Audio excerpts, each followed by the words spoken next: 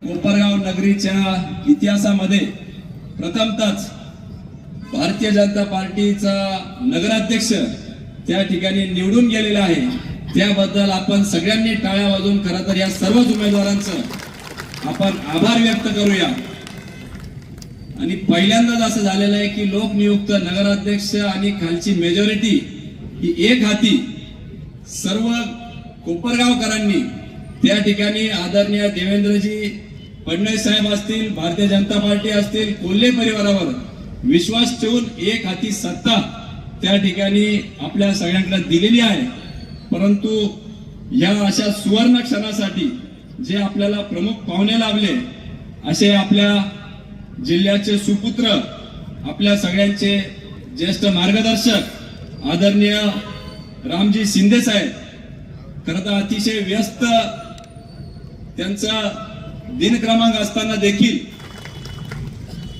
ताई आमदार असताना अनेकदा या ठिकाणी साहेब पालकमंत्री होते।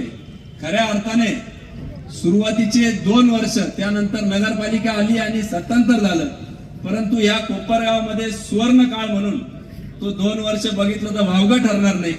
कारण की ताई आमदार, साहेब पालकमंत्री, खऱ्या अर्थाने पालकत्व किंवा पालकमंत्री कसा असावं याचा आदर्श आणि उत्तम उदाहरण म्हणजे आदरणीय प्राध्यापक राम शिंदे साहेब। कुठलाही दुजाभाव न करता आपल्या कार्यकर्त्यांना ताकद देऊन आपल्या तालुक्याला जास्तीत जास्त निधी देण्याचं काम साहेबांनी त्यांच्या कारकिर्दीमध्ये केलं।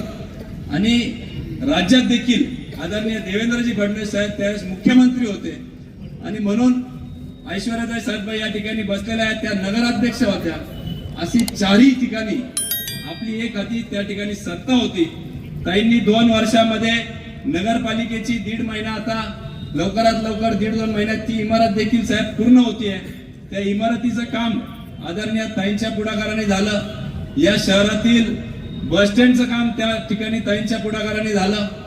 एकच पोलीस स्टेशन संबंध तालुक्याला होतं, 2 पोलीस स्टेशन करण्याचं काम आदरणीय ताईंच्या नेतृत्वाखाली झालं। फायर स्टेशन असेल, साहेबच त्यावेळेस गृहराज्यमंत्री होते आणि त्यांनी आपल्याला त्याची मंजुरी दिली। त्याचप्रमाणे लायब्ररीची इमारत असेल किंवा पंचायत समितीची इमारत असेल, अशा असंख्य वास्तू, या शहराच्या वैभवात भर टाकणाऱ्या वास्तू आदरणीय ताई साहेब पालकमंत्री आणि देवेंद्रजी मुख्यमंत्री असताना त्या ठिकाणी आपण या गावामध्ये करू शकलो। आणि अशाच पद्धतीची परिस्थिती खरं तर आज पुन्हा नव्याने तयार झालेली आहे। भारतीय जनता पार्टीचे नगराध्यक्ष निवडून आलेले आहे। फक्त निवडून नव्हे आले तर त्याबरोबर क्लिअर कट मेजॉरिटी सभागृहामध्ये आपल्याला मिळालेली आहे। साहेब जरी पालकमंत्री नसले तरी साहेब आमच्या कोपरगावकरांच्या वतीने विनंती आहे की तुम्ही आमच्या या नगरपालिकेची आणि या शहराची किंवा तालुक्याचं पालकत्व तुम्ही घ्यावं। कारण की कुठलं एक खातं तुमच्याकडे नसून सर्वच मंत्री तुमच्या ऐकण्यात असतात।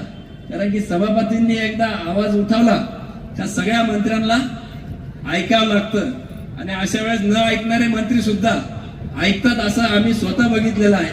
त्याच्यामुळे साहेबांना विनंती राहील की तुम्ही आमच्या सगळ्या विभागाचे कामं, कारण की 100 दिवसात आम्ही काही आश्वासनं या ठिकाणी कोपरगावकरांना दिलेले आहे आणि त्याची सुरुवात आज या पहिल्या दिवसापासून झालेली आहे।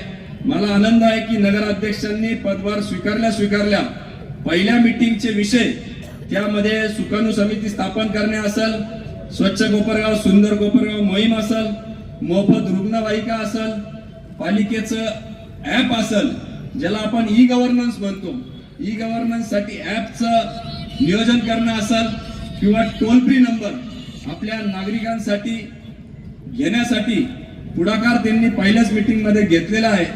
निश्चितपणाने असे चांगले विकासाचे कामं भविष्यात देखील या सर्व टीमच्या वतीने होतील अशी अपेक्षा आहे।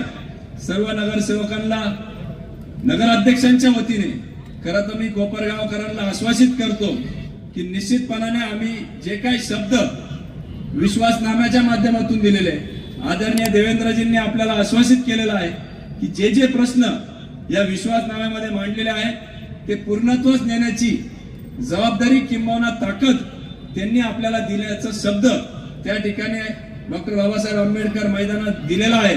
आणि एवढंच नव्हे तर आपल्या जिव्हाळ्याचा असलेला प्रश्न जो घरकुलाचा प्रश्न आहे किंवा सातबारे उतारा, त्या ठिकाणी महिला भगिनी मोठ्या प्रमाणात इथं उपस्थित आहे. पट्टा म्हणायचे आदरणीय बावनकुळे साहेब, कारण की विदर्भ मराठवाडा तिकडं पट्टा म्हणतात, परंतु तो सातबारा उतारा आपल्या नावावर करण्याचा शब्द त्यांनी दिलेला आहे, तो देखील पूर्णतः या पंचवार्षिक मध्ये आपल्याला न्यायचा आहे. म्हणून मी ताई असतील, दादा असतील, या सर्व टीमच्या वतीने आपल्याला शब्द देतो की विश्वासनाम्यामध्ये देऊ ना, त्यांचा हो जोरात येईना नगरसेवकांचा देऊ का, त्या सगळ्यांच्या वतीने तुम्ही हात वरती करून त्यांना आश्वासित करा की जे जे विश्वासनाम्यामध्ये आम्ही शब्द दिलेले ते सगळे पूर्ण केल्याशिवाय आम्ही पुढील पंचवार्षिकला तुमच्याकडे मतदान मागायला येणार नाही, असा शब्द आम्ही या निमित्ताने जाहीररित्या आपल्याला देतो. परंतु हे शब्द पूर्ण करत असताना आम्हाला साहेब आपली मदत निश्चितपणाने त्या ठिकाणी लागणार आहे. आणि म्हणून आपलं विशेष प्रेम या कोपरगावावर आणि कोल्हे परिवारावर पूर्वी देखील राहिलेलं आहे, इथून पुढे देखील असंच प्रेम आपलं आमच्या या परिसरावर राहील, हीच अपेक्षा या निमित्ताने करतो. बोलण्यासारखे खूप काही गोष्टी आहे, परंतु आमची निवडणूक पुढे गेल्यामुळं आम्ही जवळपास 2 महिने बोलतच होतो. आता करण्याची वेळ आलेली आहे. जे बोलायचं, जे आश्वासन द्यायचं, आमच्या महिला भगिनींना पाणी सगळ्यात जिव्हाळ्याचा प्रश्न आहे, बरोबर आहे का नाही? तुम्ही हो नाही म्हटलं तर आम्ही लक्ष घालणार नाही, कारण की आदरणीय ताईंनी आमच्या या महिला भगिनींना आमच्या विश्वासनाम्यामध्ये शब्द दिलेला आहे की ज्या ज्या महिला भगिनींच्या नावावर त्या ठिकाणी प्रॉपर्टी असेल त्यांना 50% घरपट्टी माफ करण्याचा निर्णय आमच्या नगरपालिकेच्या विश्वासनाम्यामध्ये आम्ही घेतलेला आहे. म्हणून महिला सन्मानापासून तर ज्येष्ठांपासून तर युवकांपर्यंत सगळ्यांचाच विचार करून जनतेचा विश्वासनामा आम्ही बनवून आपल्या समोर सादर केला होता. आता त्या विश्वासनामा पूर्तता करण्याची खरं तर वेळ आलेली आहे. आणि म्हणून अधिकचं न बोलता आमच्या कृतीतून आम्ही त्या ठिकाणी बोलू. आणि दर 4 महिन्यांनी नगरपालिका आपल्या दारी या उपक्रमाच्या माध्यमातून आम्ही जे केलेलं काम आहे त्याचा लेखाजोखा आपल्यापर्यंत मांडण्याचा प्रामाणिक प्रयत्न आम्ही करू, एवढा पुन्हा एकदा आपल्याला आश्वासित करतो. आणि माझं या ठिकाणी लांबलेला मनोगत थांबवतो. जय हिंद, जय महाराष्ट्र. डी न्यूज वृत्तवाहिनी सामाजिक, शैक्षणिक, राजकीय, धार्मिक, सहकार, सांस्कृतिक, कृषी या सर्व चालू घडामोडींचा वेध घेणारी वृत्तवाहिनी. डी न्यूज वृत्तवाहिनी, वेध वर्तमानाचा.